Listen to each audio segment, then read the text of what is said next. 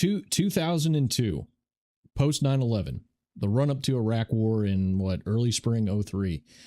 How did the neocons, the Vulcans, and the Bush administration, how did they come to decide that Saddam in Iraq comes first? Is it because they thought it was the easiest piece to chew up? Is it because Saddam posed the biggest threat to securing the realm in Israel?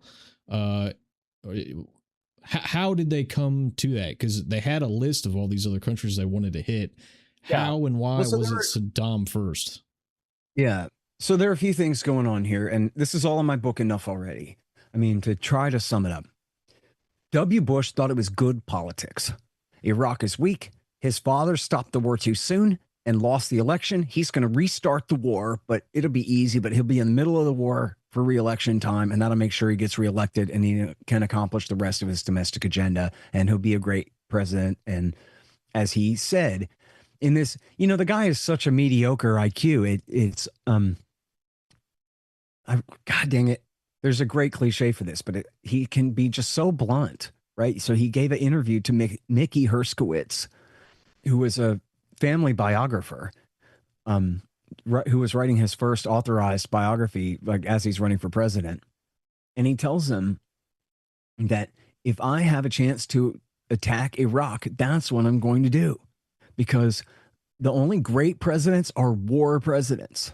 So you have to be a war president. So what you got to do is you got to attack a small, weak country so you could be in the middle of the war, so you can get reelected and do what you do your domestic agenda. Like he just says that to Mickey Herskowitz. What's the date of this?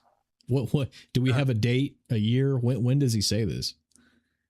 But 01, early 01 when he gets in? No. This is when he's still running for president. He's still governor at this time. Okay. So he's the campaign, and in 2000 he's going against John McCain and maybe someone else on the campaign trail, right? Yeah. Here, let me get my reading glasses on here. It's in 1999.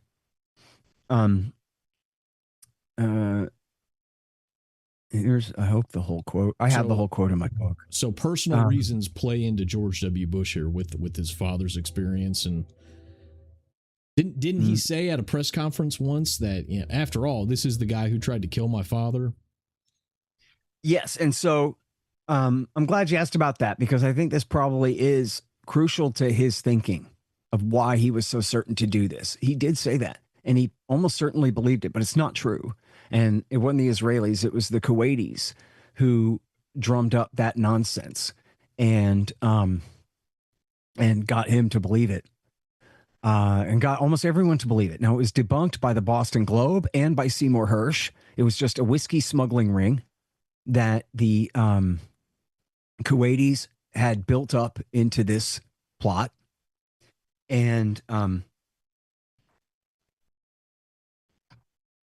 But it was very important because it was used as like the final argument to convince Bill Clinton, one, to attack Baghdad for the first time, but also to scotch any plans for normalization with Iraq under Saddam, to announce that the sanctions are going to stay forever, and to inaugurate the dual containment policy.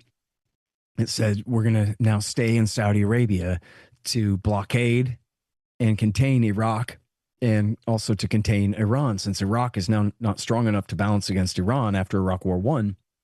Well, now we got to stay to balance against them both. And that was a policy that was made in Israel, and Bill Clinton was convinced by Martin Indyk in the aftermath of the fake assassination attempt against Bush Sr. in 93. So, which was very important. Here's the Mickey Herskowitz quote in 99. One of the keys to being seen as a great leader is to be seen as a commander-in-chief. My father had all this political capital built up when he drove the Iraqis out of Kuwait, and he wasted it.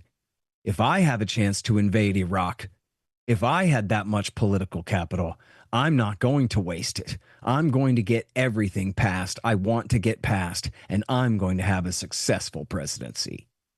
Now, W. Bush lied and goes, when? He never said that. That's not true. But they're liars. And you know how I know? Because his father then hired Mickey Herskowitz after that to write the official biography of his father, Prescott Bush. So would Bush Sr. do that against a reporter who manufactured this completely fake hoax quote of the governor turned president, his son, premeditatedly plotting an aggressive war against Iraq? No, there's no way in the world. And who lies more than W. Bush and maybe Bill Clinton, right? Like, this ridiculous. Mickey Herskowitz is telling the truth. George W. Bush said that. And I don't need to hear the audio. There's no reason to doubt it whatsoever. It's not like this guy's some scandalous, sensational monger or whatever kind of guy, right? He's a real reporter from the Houston Chronicle. And again, the guy that Bush Sr. picked after this to write Prescott Bush's official biography. So come on, man. Anyway, so that's W. Bush and his thinking there, right? Then Dick Cheney had his own reasons to essentially just put his friends from Halliburton on the dole. Now, he had lost billions of dollars by buying Dresser Industries right before they were found liable for literally billions of dollars worth of asbestos cancer claims. Now, I read a guy somewhere who said that it doesn't matter because they made so much money off of buying Dresser Industries that couldn't possibly have anything to do with it, that like Cheney was trying to make up for that mistake or something like that. But it was a huge scandal at the time, and I am far from the worst person to conclude that had a big part in it, was that he wanted to make it up to Halliburton now that he had access to the Pentagon dollars again and give them, essentially just put them on welfare. And they made like $40 billion out of the whole thing. So, and then Donald Rumsfeld, he had been the Secretary of Defense before, and now it's the post-Cold War era, and there's this huge debate going on about the transformation of the military in the new era and what it's for. And essentially, I'm sure it was like probably different arms companies backing different factions, because these guys specialize in tanks and these guys specialize in planes and whatever. But essentially, it was a fight over the structure of the Pentagon. And Rumsfeld had very strong opinions about this, which were to emasculate the Army and give all their money to the Air Force and the Special Operations Command. Because in the new order, what happens is we go in, we beat the crap out of you, and then we leave. We're not the Soviets in Afghanistan. We don't want to do that. We want to get in there and get out. And that was part of the reason for calling off the hunt against bin Laden, which I think was a hoax, but a fake excuse for calling off the hunt against bin Laden and saying we want a light footprint here because we don't want to get bogged down here. But those are two different questions: finding and killing the actual perpetrators versus choosing a whole different mission to regime change the country and build a new state there and all of that crap, which Rumsfeld was initially reluctant to do. He just wanted to continue the war long enough to spread it to Iraq was all. But so that was really his thinking, was he wanted to prove that what we can do is we can just go into country after country after country. We'll use the Air Force with SOCOM guys on the ground. They'll laze every target that needs destroying, and then we'll move on to the next one. Let the UN take over administering the place. Let the State Department do the regime change. Let the Pentagon just go from place to place to place, knocking out the bad guys. So that was, more or less the direction he wanted to bend the Pentagon. And then you have the neocons. And again, as we discussed before, that term can be used different ways. And I think people usually use it way too broadly to mean kind of anyone who's a hawk. I put out a tweet and said, it's so strange or not so strange, but it's ironic that this time around, Donald Trump doesn't have any literal neoconservatives in his government. And yet he's still acting like this anyway and doing all this anyway. The closest would be like Ron Dermer was like hanging around, but he was working for Netanyahu. I don't think he was actually on the staff. Miller obviously is a Zionist, but he's not a neoconservative. So I had to sit there and watch on Twitter, 500 people lecture me about how I don't know what I was talking about. And look what an idiot this guy Scott Horton is for saying that there are no neoconservatives in the Trump government. And I'm going, look, man, in the last government, there was only one. Is an individual human man named Elliot Abrams. Now, you tell me the name of any neoconservatives in the Trump government. And then they go, Rubio. Yeah. In other words, you don't know what you're talking about, and I do. That's the discrepancy here. Marco Rubio is surely a hawk, but he is not a neoconservative. He doesn't come from that background whatsoever. And that background is old Trotskyoids and their students. And there's only 100 or so of them. And as I said before, there are a few Presbyterians and Catholics and even a Muslim in there. Was predominantly a Jewish movement, because who else was ever Trotskyites in America? Was except for some Jews from Brooklyn. It was a very small group of people, and their paths to the mainstream politics from communism went through the National Review, the Social Democrats, and Commentary Magazine, and the University of Chicago. And these were these people essentially what the Leo Strauss and Crystal. Yeah, see, they were cold warriors. Obviously, Zionism has always been very important to what they're doing. But in the Cold War, they hated the Stalinist Soviet Union because, one, communism is out of fashion in America now, dude. Don't anybody be a commie anymore. And so the best way to kind of distance themselves from the old thing was to say, well, they had been Trots. And they hated Stalin because Stalin killed Trotsky and turned communism into some terrible thing instead of the beautiful thing that they imagined it could be or whatever. But then also they were Americans, not Russians. So what the hell? And so they sided with America in the Cold War. And so the National Review was essentially founded by neoconservatives. What you think of as like the conservative flagship magazine. William F. Buckley was never a leftist and does not share the same pedigree, although he was a Catholic, not a waspy wasp, like he put on airs kind of trying to pretend to be old Eastern establishment waspy wasp, but he was a Catholic and from a different social class and whatever, which is important to these people in the time and place. I'm not judging anyone. I'm just saying I'm trying to be descriptive here of these people's background. But he hired Sidney Hook and James Burnham and Whittaker Chambers, and all of these guys. Chambers had been a Stalinist, not a Trotskyite, but because the old right, who had been anti-war, they were, first of all, just getting old and retiring and dying off. And then also, Buckley was essentially a CIA asset, and his job was to make the American right anti-communist in global affairs first. And so that was really his major task. And the neoconservatives were happy to line up with that. Then you had a guy named Max Schachtman. And Max Schachtman had been Leon Trotsky's, I can pronounce words, just give me a chance. He had been Leon Trotsky's number one guy in America. But then, as time went on, he ended up essentially moving a little bit right, and he's trying to fit in the United States. So preaching totalitarian Leninism is not smart. And so he founds the Social Democrats USA. And under that was the Young People's Socialist League. And there are a bunch of neoconservatives who came through there, including, I previously mentioned, Jean Kirkpatrick, who herself was a Presbyterian. And Joshua Moravchik was one, and maybe even Woolsey, now that I think about it. I take that back. I can't remember about Woolsey, but certainly Joshua Moravchik and Jean Kirkpatrick and quite a few others. I forget. I'd have to go back over this stuff, but had come through the Social Democrats USA. Then there's Irving Kristol and Norman Podhoretz, both of whom were important. Well, I don't know if they were important, but they were Trotskyites when they were young, and then moved to the right and became essentially Cold War Democrats, kind of like Truman Democrats.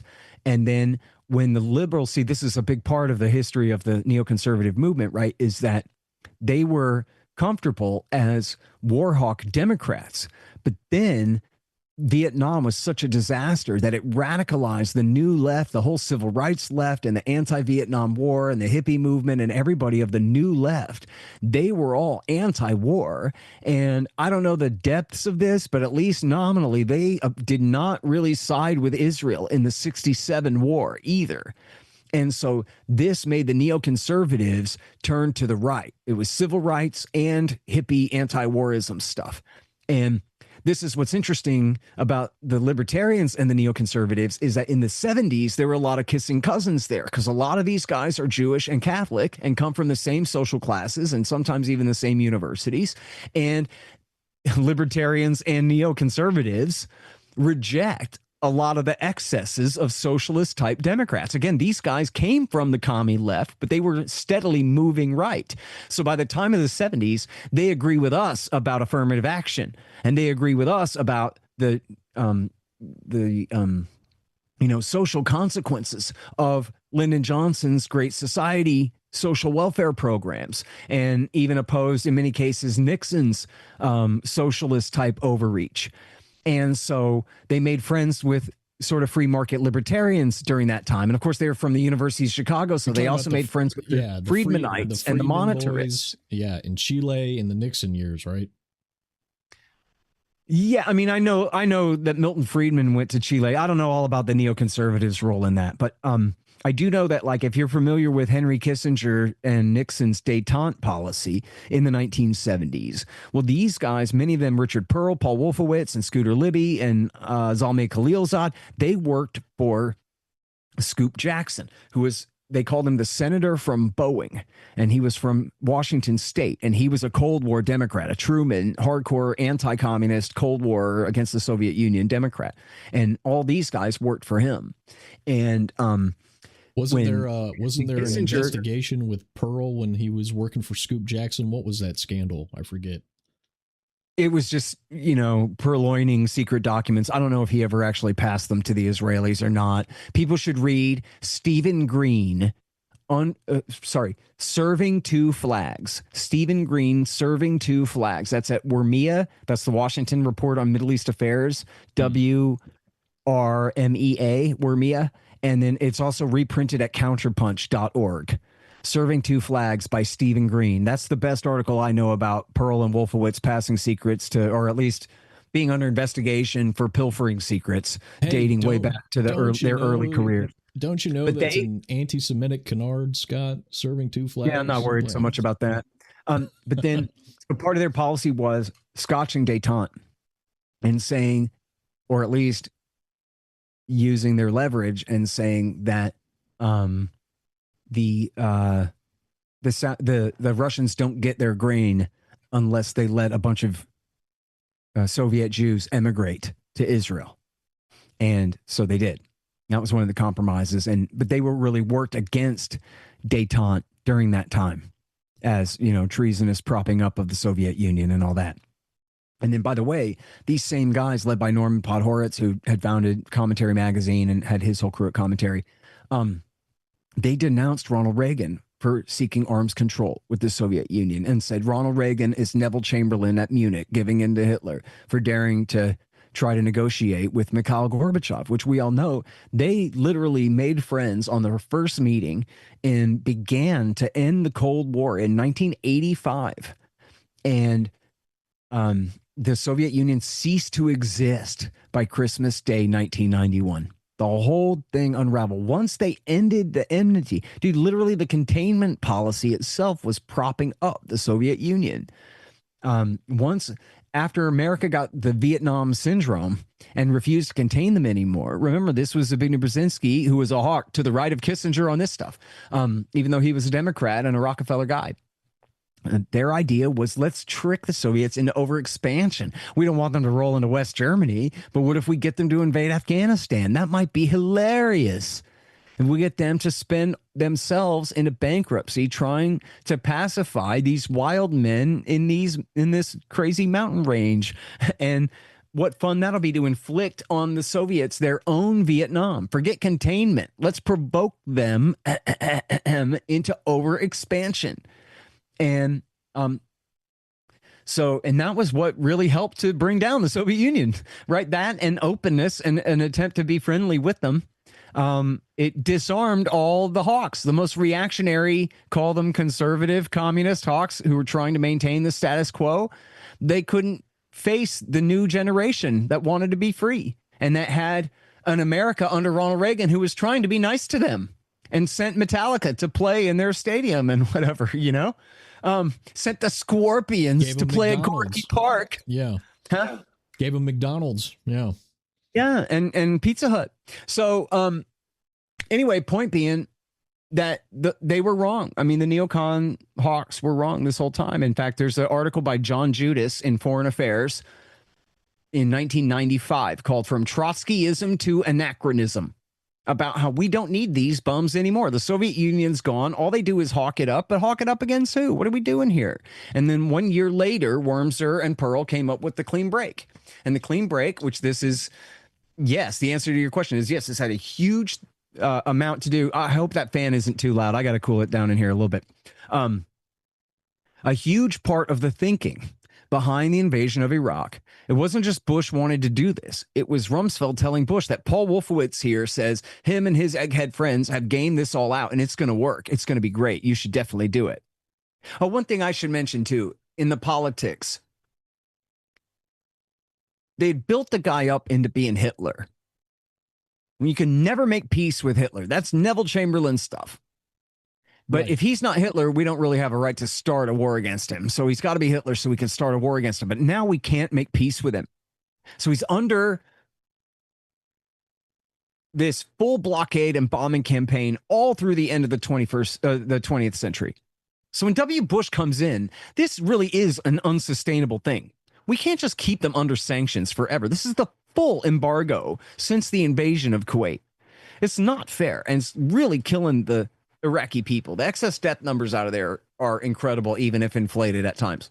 And so we have to finish the status quo. But the status, we can't just normalize with Saddam. We're going to have to replace him. That was part of the thinking. Another part of the thinking, as Paul Wolfowitz himself expressed, was that, look, a big part of the reason that Al-Qaeda is attacking the United States is because we have these bases in Saudi Arabia that we use to bomb and blockade Iraq. And that's been a huge part of bin Laden's recruiting shtick against us this whole time. And we have to take care of that. He's right that we shouldn't be doing that. We need to invade Iraq so we can move those bases to Iraq instead. And I don't think that was just like a BS excuse. I think they really thought that. I think Wolfowitz particularly really thought that. He said it numerous times, including to his famous Vanity Fair interview, Sam Tennenhouse, when he says, we settled on weapons of mass destruction for bureaucratic reasons. That same interview, he said that this is why we had to do it, was because our bases in Saudi were creating blowback. So it was politically untenable, including September 11th. So it's politically untenable that we just keep the status quo. So these are excuses and reasons that they're using to kind of talk themselves into it. And that there are sort of truths in the backdrop of the discussion of what to do now, you know? And then you got the clean break. And the clean break thinking is that Ahmed Chalabi, the Iraqi Shiite exile and con artist and convicted embezzler and liar, he promises us that if we enthrone a new supermajority Shiite Iraq, it will, one, be America's ally, and therefore Israel and Jordan and Turkey's ally, and will be dominant over Iran, and will be dominant over Hezbollah, and will be able to break Syria apart from Iran, and will be able to break Hezbollah apart from Iran. We'll be able to, religious clerics in Najaf will tell Hezbollah to start being nice to Israel, and will even rebuild the old oil pipeline from Mosul to Haifa. Okay, like this is crack pipe stuff. And originally the plan had it that they would install a Hashemite king, the cousin of the king of Jordan. And that because of the magic of his bloodline and claiming to be a descendant of Muhammad, then the Shiites will just be his hypnotized slaves and will do whatever he says, including the religious clergy down in Najaf. He never names him, but we know who's the boss in Najaf. It's the Ayatollah Ali al-Sistani. So did Wormser even know that he has, like, in his imagination, the clerics down in Najaf? Well, there's a guy, and if he's such a stooge for the Hashemites, if he's so enthralled to the Hashemites because of the magic of their bloodline, why do we have to do an overthrow in Iraq and install the cousin of the king of Jordan in power in Iraq before we start telling him what to do? Why don't we just have the king of Jordan start telling him what to do right now? And I have to tell you, after reading A Clean Break and Coping with Crumbling States and Tyranny's Ally by David Wormser, I don't think he ever thought of that. This was the line that Chalabi sold him. Now, by the time that they're doing this, oh, the neocons, they only care about democracy. Well, how can you install a Hashemite king in Iraq and call it democracy? So they changed the deal. And they said, well, we'll just put Chalabi in there instead. The same guy who lied to us about how easy this will all be. And now, once they did the war, Bush said, I'm not going with Chalabi. I don't trust the guy. Well, I don't think Chalabi would have been able to hold on to power. Certainly not without America's help. He ended up being a flunky at the oil ministry and had nothing like the power to rule the place. And then, as we discussed previously, the new Shiite Iraqi regime did not become the cat's paw of the United States, under the thrall of the United States, under the thrall of Chalabi, or under the thrall of all things, the Hashemite Sunni kingdom in Jordan. And the history of the entire Middle East since that time has, again, been America trying to make up for that fact, that this war did not at all work out the way that David Wormser predicted it would. Let me stop you. There is something I had written down. I was going back through your interview with Tucker from a year ago, and you had dropped a little story about Chalabi, and I didn't catch the whole thing. I want you to rehash this story for me. So, there's a story, I guess it's Arabs confronting Chalabi in his connection, you said, to J people, where he responds, oh, I just need them to start the war. That went right over my head, but I caught that much of it. Can you know what I'm talking about? Give me the 5-minute version of that, if you would. All right. And you know what? I know your audience is going to hate me for this. I gave a big disclaimer on the Lex Friedman show about this and on other shows about this. And people, they just don't hear the disclaimer. They just can't listen, dude. Everybody's so gay married to their own damn stupid biases. Okay. But here's the reality. There's an article by a guy named John Dizard. And John Dizard is like a 70-year-old reporter from the Financial Times, okay? He's not the leader of the trans movement. He's a goddamn Financial Times reporter. Spell his last name for me, if you would. Dizard. John Dizard. He's a solid guy. And 22 years ago, he wrote an article for salon.com. Oh, God, I know. Everybody in your whole audience all just got AIDS because I said salon.com. I'm sorry, everybody. And seriously, and I understand salon right now, that brand name means total woke, chaos, whatever, stupidity. Yep. Okay. But it's a fact. I'm old. And I remember that, yes, back then it was run by liberals, but they weren't insane.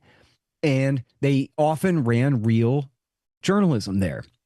And this article, just pretend that the color scheme at the top of the page is blue or green instead, if you hate salon red, and just read the article for what it is. Copy as plain text into a document and just read the article, okay?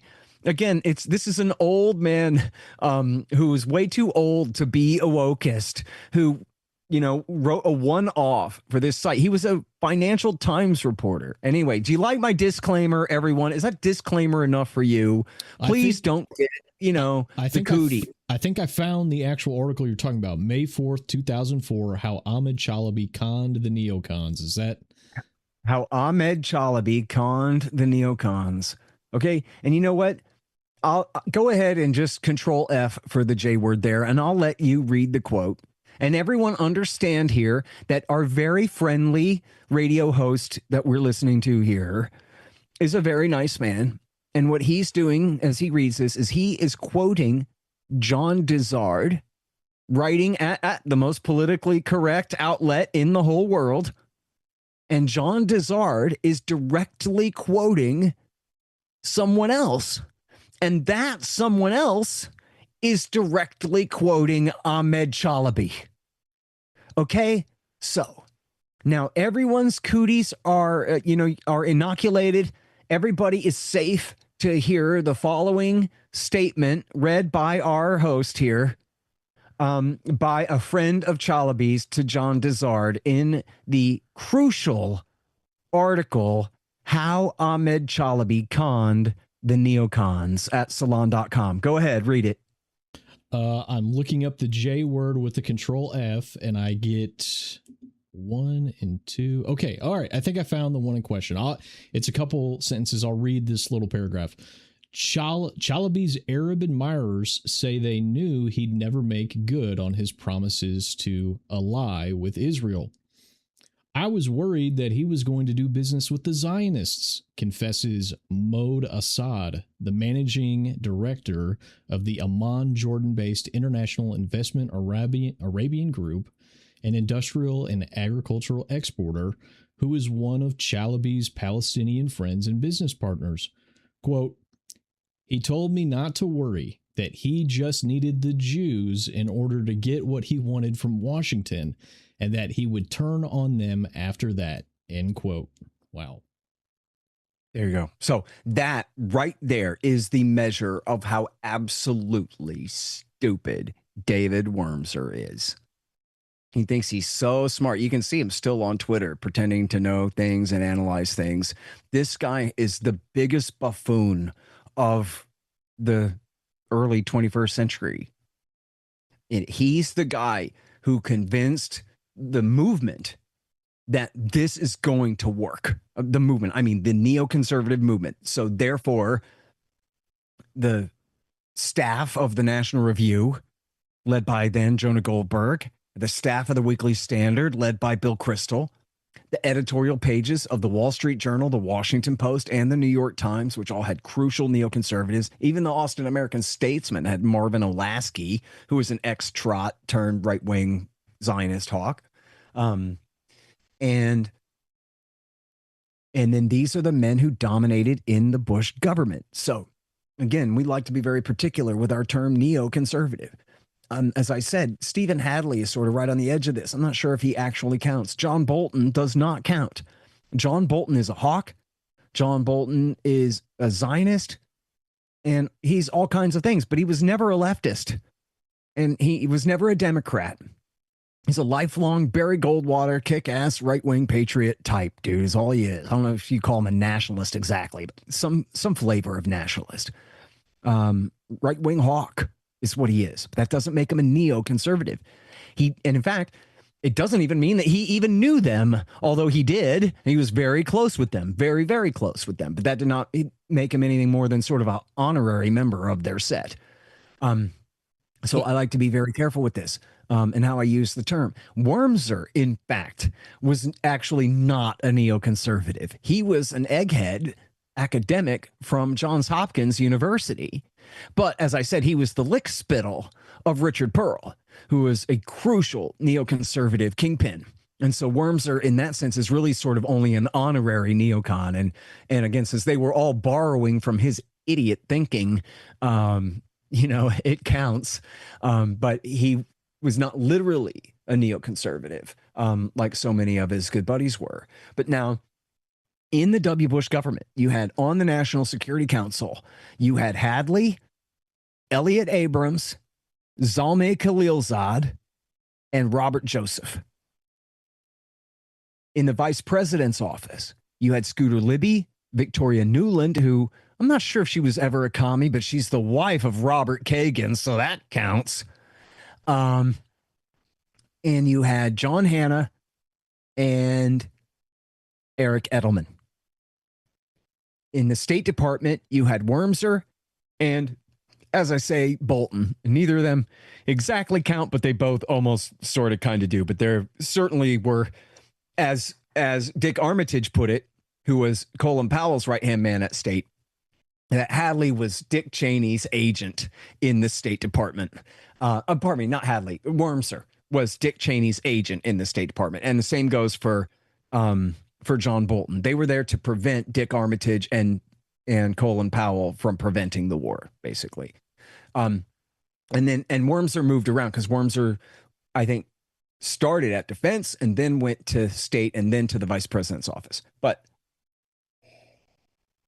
At Defense, you had Paul Wolfowitz was the Deputy Secretary of Defense. Now let's switch gears. I'll switch back in just one second. But the Defense Policy Board, the chair was Richard Pearl. And also on the board with him was Kenneth Edelman, Gene Kirkpatrick, and oh crap.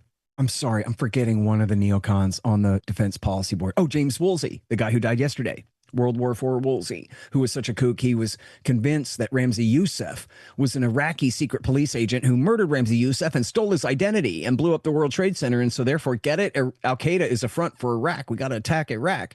Woolsey was there.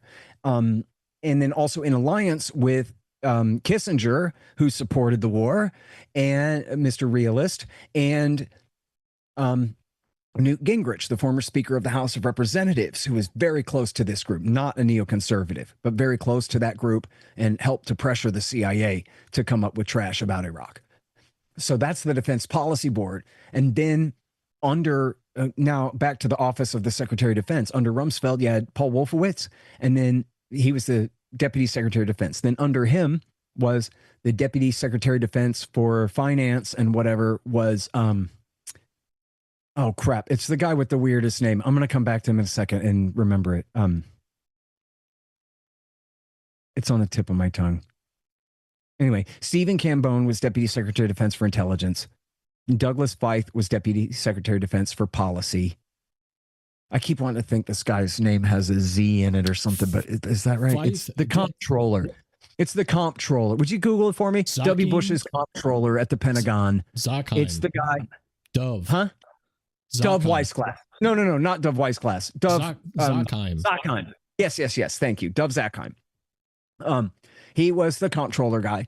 And then crucially, under Feith was Abram Shulsky and Bill Luty.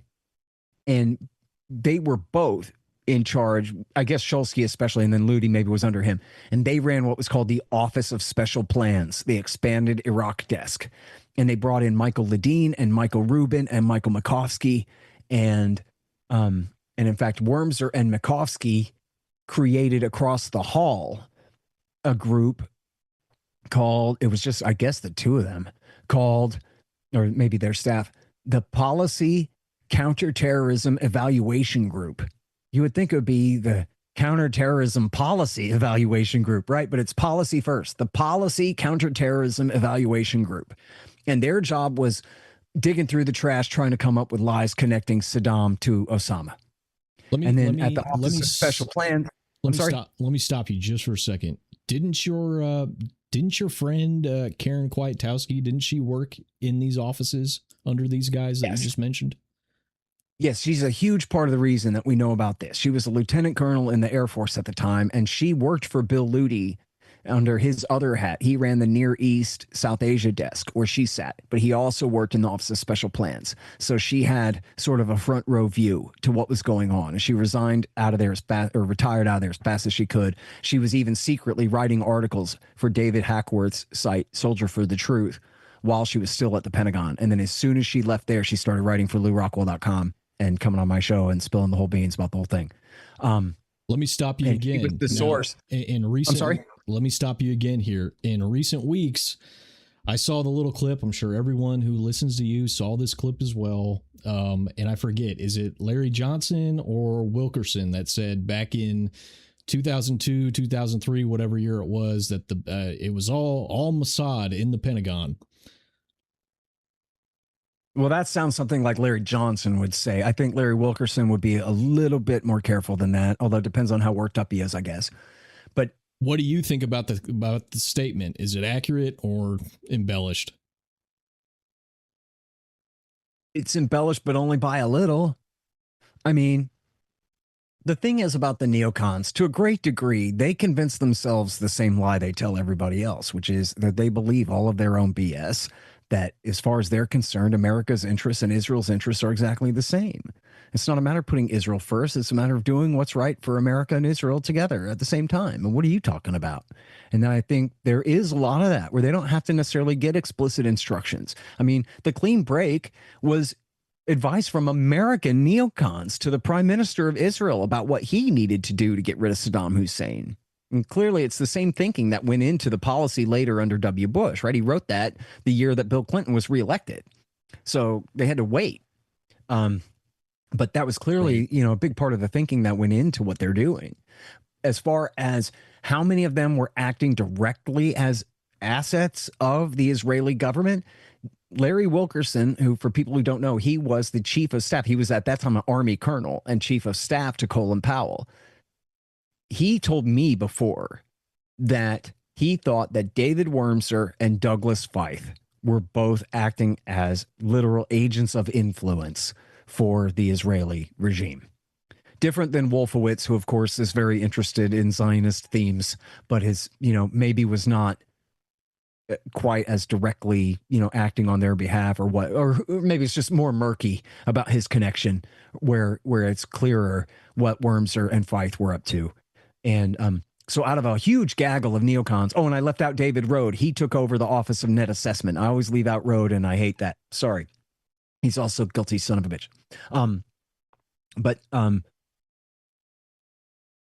So now back to your question about Larry Franklin, right? Was there are all these FBI investigations of the Pentagon during that time? For example, Ahmed Chalabi was caught leaking to the Iranians that we had cracked their codes. And this led to an FBI investigation of Chalabi and all of his closest friends in the Pentagon. And they cried anti-Jewish witch hunt, which, I happen to remember, I believe it was the Washington Post going, look at these guys trying to claim anti-Jewish witch hunt when this is clearly an FBI counterintelligence investigation trying to find the answers to real important questions here. You know what I mean? Imagine the Washington Post seeing it much closer to your point of view than the war party when they're like, hey, the FBI, if they're tramping around in the Pentagon in 2005, well, they're a couple of years late, and then, so then Larry Franklin was, of course, directly connected to the neocons. He worked in the policy shop under Feith, or at least under Wolfowitz, I guess under Feith. And see, there's another overlapping investigation that got into this too. There's another FBI look at the neocons in the Pentagon. There's Chalabi and the codes, and I can't remember what else it was. I think it was the other one where they're really trying to cry anti-Semitism, and they say, this is in the Washington Post. They say, the FBI they're complaining. This is their accusers. The FBI is not the Washington Post. I'm saying they're quoting the neoconservatives complaining about the FBI. And they're saying they're going after every Jew in the Pentagon. I bet you can find that quote in the Washington Post. And that's their accusation against the FBI, trying to hide behind anti-Semitism as the excuse for why they ought to be able to get away with leaking secrets and stuff. I do light research, and I try to pull up old articles for different stuff I'm interested in. Everything's behind a damn paywall anymore, Scott. How would I get into these deep archives? Do you have some backdoor way for research purposes? Credit card number, man. Oh, you got to do what you got to do. Yeah. Listen, the Post and the Times and the Journal, they're your enemy, but that's who the government talks to. That's who hires the reporters who have the access. So you can't do without them. If you want to know what's going on in the world, you have to hate read the Journal every morning. You have to hate read the Post, or you don't know what's going on. I'm not saying you believe them, but you go, aha, I see what the hell's going on here. But if you're not looking at what's going on here, then you don't know what's going on here. Right? Like this is, who reads the Washington Post? Everyone who works at the State Department. Right? It matters to them. So this is what matters. You have to take it on. You're not supposed to, I'm not saying you're supposed to fall in love with these people, but, like I mentioned before, the debunking of the EFP hoax. Ellen Nickmeyer was just out doing her job. And she interviewed a bunch of Brits on the border who said, we haven't seen a single Iranian bomb come through here in 10 months, lady. And she published that in the Washington Post. Well, I'm sorry, the Libertarian Institute can't afford to send Ellen Nickmeyer to East Iraq. But somebody sent her there, and she decided to ask these questions, and then she published the truth, which debunked the lie. And it's right there in the Post for you to see it. And it's worth $1 million. So what are you going to do? You're stuck in the same crappy world with me. These are the choices we're left to make. And you know what? You should read the Washington Times too. And you should read antiwar.com especially. Speaking of, well, you know what? Do we have more we want to touch on with the Bush era and the Iraq War? Can we are you ready to switch gears? Anything more? Anything else you want to hit on here? Nah, go ahead, man. I'm gonna have to get out of here pretty soon. Gotcha. Let me go to, okay, so a friend of mine used to write for American Free Press. He used to be on RBN. He said, Ted, you got to read this book by Barack Ravid, Trump's Peace. Trump does not like Mr. Netanyahu. It's all PR. It's all bullshit. He does not like him. He hasn't liked him for years, especially after the 2020 stuff and Bibi came out and endorsed Biden without a pause after the election results. So I said, okay, so I'll read this. So, the right wing, the peanut gallery, like you said, when you talk about neocons and they want to do shorthand anyone who's, Israel first or Zionist. And they really beat us up because we talked about this, but I don't think that Trump likes Netanyahu for those reasons. And, Israel backed out of the Soleimani strike. And I think Trump, he brings that up. He has brought that up in the past few years. So I got a copy of, have you read the Haberman book that just came out? The whose book? Maggie Haberman and Swan. No, I have not. No, I should, I guess. Okay. So I wanted to get into, so let's go here. I wanted to get your take. Trump, we know about the 12-day war. The last day he came out on the White House lawn, I think, and dropped an F-bomb talking about both sides don't know what they're doing. He wasn't happy with both sides. But several months later, the end of February 2026, he somehow gets talked into or decides on his own volition, you know what, I'm going to join in with Israel and we're going to joint strike the Ayatollah. And so I have had several conversations with my friend about this, and I'm trying to figure out, because all the right-wing crazies, when you ask them, well, what's behind this second round of the Iran war where Trump and America are now actively involved? How did this happen?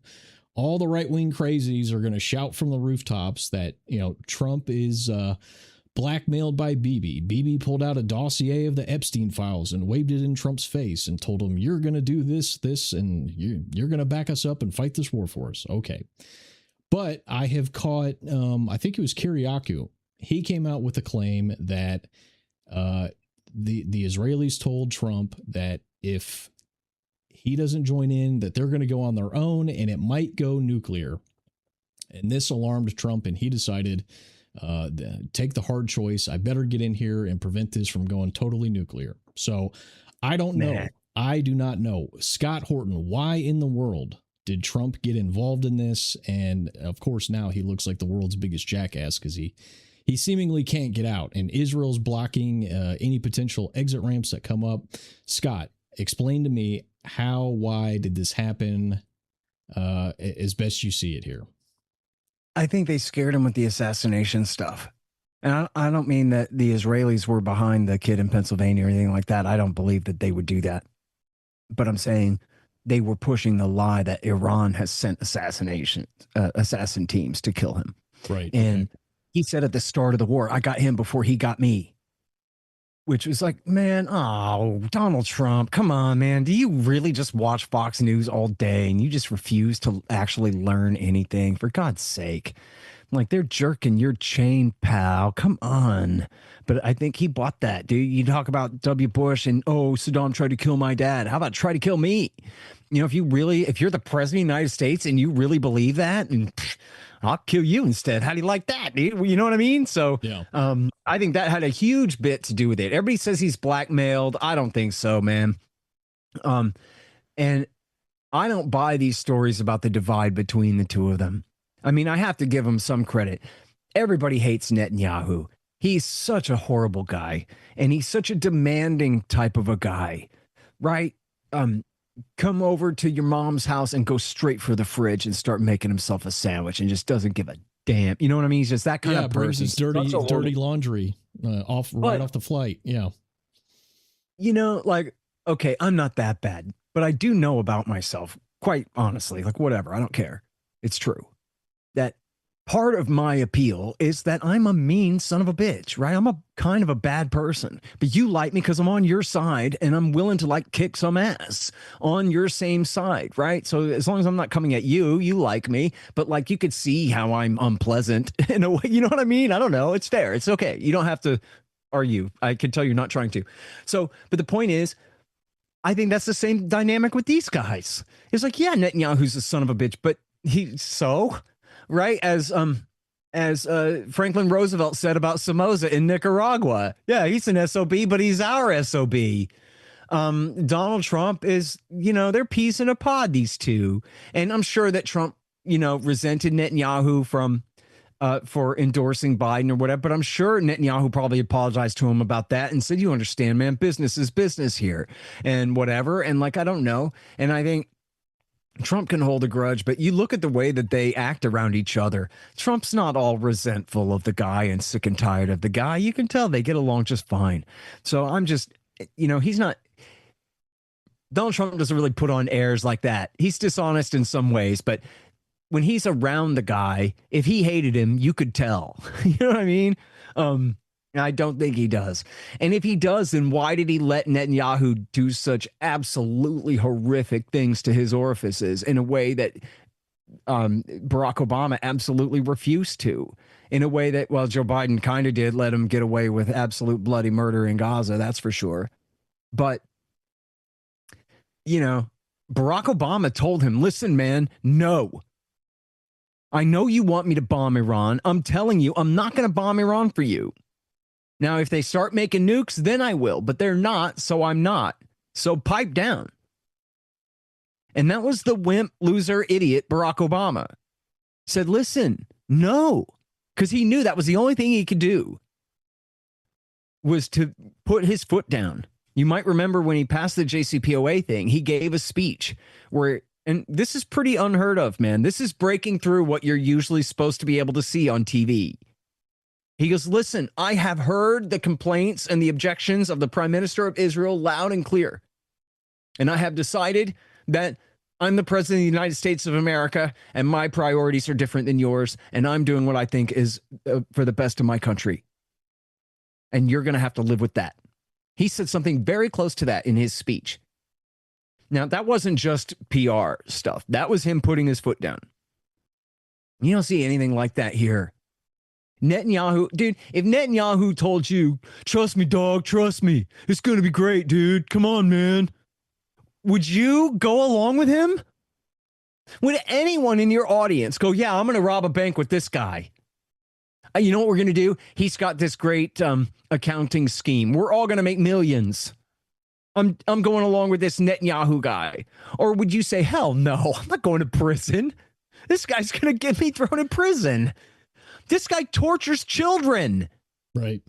This guy says things that are untrue a lot, man. Like a lot. Oh, he promises that if you just do the giant drastic thing from which there's no return, that it'll definitely work. Because he's like 85% sure, dude. And like, you're going to go along with that? I'd throw the guy out the window. And if Donald Trump really did not like the guy, then he would have told him no. In fact, it's probably the margin of him doing this is his friendship with Netanyahu. Netanyahu wouldn't promise me that this is going to be easy if it really wasn't going to be. We're buddies. And for Netanyahu, he's like, sucker, because he's just trying to get the war started. We'll figure out how many Americans got to die in the thing after that. As I'm sure your audience saw, Bezalel Smotrich said, we're in the perfect situation right now. We don't want to fight in the war. Let America and Iran fight the war for us. Right. Yeah. Serves Trump right. Yeah. And like, you make a deal with the devil. And look, Donald Trump, I'm the first one to say Netanyahu talked him into this, but I'm also the very first one to say that it's 100% his responsibility for going for it. Again, there's not a single person in your audience dumb enough to think, well, geez, I think the prime minister really knows what he's talking about, dude. Nuh-uh, man. This guy's jerking your chain, bro. You should not trust him. You should not listen to him. Not if you care about your country.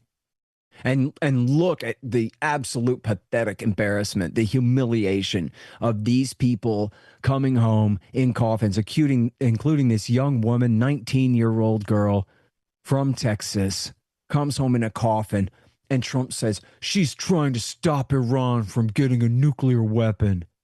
Like, oh God, dude, that's really all you can do. You don't have a better lie than that. You're going to really give me like W. Bush before the Iraq War lie in the middle of this one?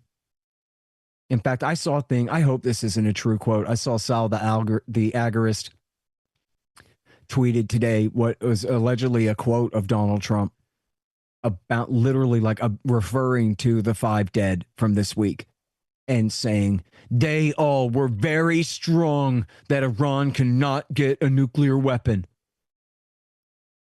Like, oh, come on. They all believed that Iran was trying to get a nuke and that they were so happy to volunteer to help you try to stop them. I really don't like it when people lie to me, man. You know, whether that young lady trusted Trump that he wouldn't put her in harm's way without a real good reason or not, I guess I almost hope that she did believe that. Because what a horrible way to die when you already know that the whole thing is bankrupt and that the whole thing is treason. And what a horrible death. And he bears absolute responsibility for that. And it's insane that America is doing this on behalf of Israel. It's the worst damn thing. And, which, by the way, here's one way that you know it's the worst thing.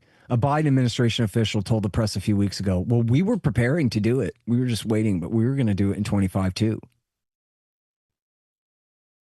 So there you go. Donald Trump did what Biden would have done. Let Israel convince them to attack Iran,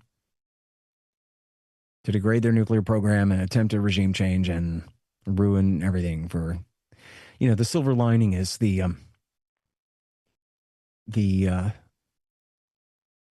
loss of American overall power in the region and hopefully around the world. Our Constitution does not authorize a world empire, and we can have, all other things being equal, a perfectly strong defense, including with nuclear weapons and a world-class Navy that sits at home off our shores and does nothing. We don't have to rule the world at all. We can respect the promise of the Monroe Doctrine. We can treat every government in the old world as de facto legitimate and none of our business, and stay the hell out of all of their problems. And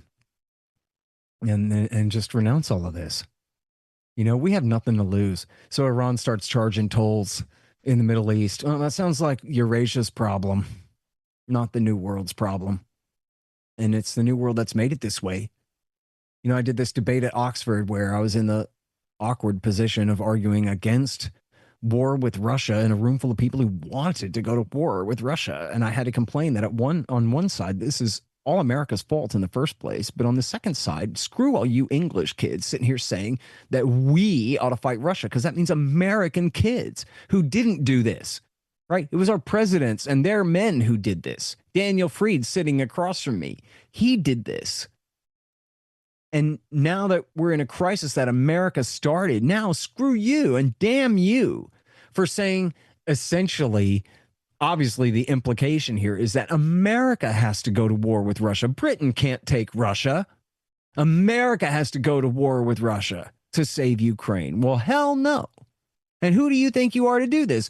But then I got to concede that, well, I mean, it is still Clinton and Bush and Obama and Trump and Biden's fault and everything. But still, I'm not willing to clean up their mess. And why should I be? And how dare some Englishmen pretend that they're going to be the ones to liberate Ukraine when we all know that they mean a bunch of red-bearded boys from Alabama are supposed to go and do the fighting here for them. You know, screw that. Well, we're right at 2 hours, and I know you got to run. So let's cut it right here. Scott Horton, you were the political science professor I never had. And I guess you can be everyone's political science professor and history professor at scotthortonacademy.com. Summertime is the promo code that you told me at the beginning, right? Yes, sir. Okay. Well, look, I'm going to let you go. Thank you so much for being with me. I want to get back with you here in a couple weeks to continue. I still have questions here and more to go. So thank you so much for being with me today. Have a great rest of your day, Scott. Thank you so much. You too. All righty. Bye-bye.